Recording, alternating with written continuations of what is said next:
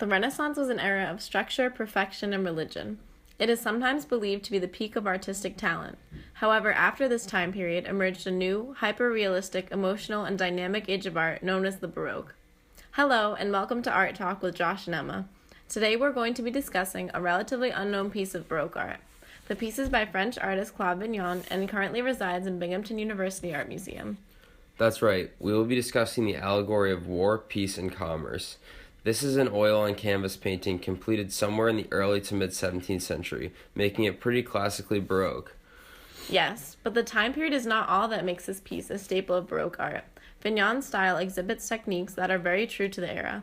For example, notice how dark the background is, allowing the characters to truly dominate the painting.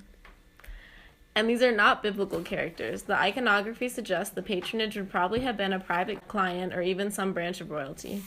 Although Baroque art was still heavily associated with the Catholic Church, it was common to find secular art. The attributes of Baroque art displayed in the painting become even more evident when compared to Ambrogio Lorenzetti's Allegory of Good and Bad Government, specifically the section involving the four cardinal virtues. Both of these are meant to express messages pertaining to the management of society. That is true. The iconography is similar in both paintings. But I'd also like to add that there are some very stark differences. For example, in Lorenzetti's Allegory of Good and Bad Government, the eyes are drawn to vertical lines, a very Renaissance feature as opposed to the clear diagonals present in Vignon's piece. In War, Peace, and Commerce, Vignon uses diagonals to draw the eye.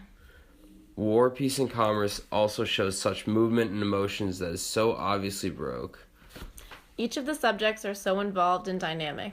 In Good and Bad Government, there's little emotion and the characters are very unmoving, almost as if they are posing for the painting. Whereas in the other painting, the characters are intertwined and moving as if they were frozen in a time of distress. There is clear passion in the way they embrace in what seems like a moment of anguish. The tension between the subjects is blatant. And you just don't get that same feeling with Renaissance paintings. Renaissance has a habit of idealizing, and the distress evident on the faces present in Vignon's painting just would not fit that model. Whereas Baroque art moves away from the ideal and uses powerful movement and a highlighting of the subjects to show a less romanticized version of human emotion. The feelings are very raw. The elements you just mentioned are typical of Baroque, but much of the painting is not only typically Baroque, but also classic of Vignon himself. For example, the bright colors such as the reds in the flames and robe of war and the blue of Peace's cloak are very common in his pieces. The high saturation instills a feeling of importance or even royalty. Continuing along those lines, it is clear that the subject matter is one important to the world in which the artist lives in. In a similar way, the linking of the arms creates a crisp diagonal and portrays strength in the chaos. It perhaps represents the connectivity between war, peace, and commerce, and how they are essential to the inner workings of and balance within society. The figures are all balanced, but appear as if they could be thrown off at any given moment.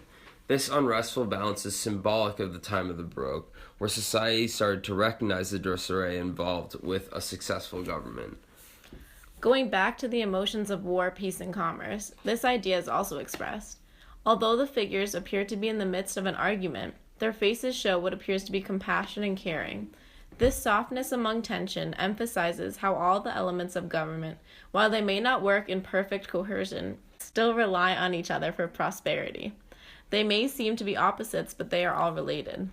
This is made even more apparent when compared to Lorenzetti's Renaissance painting.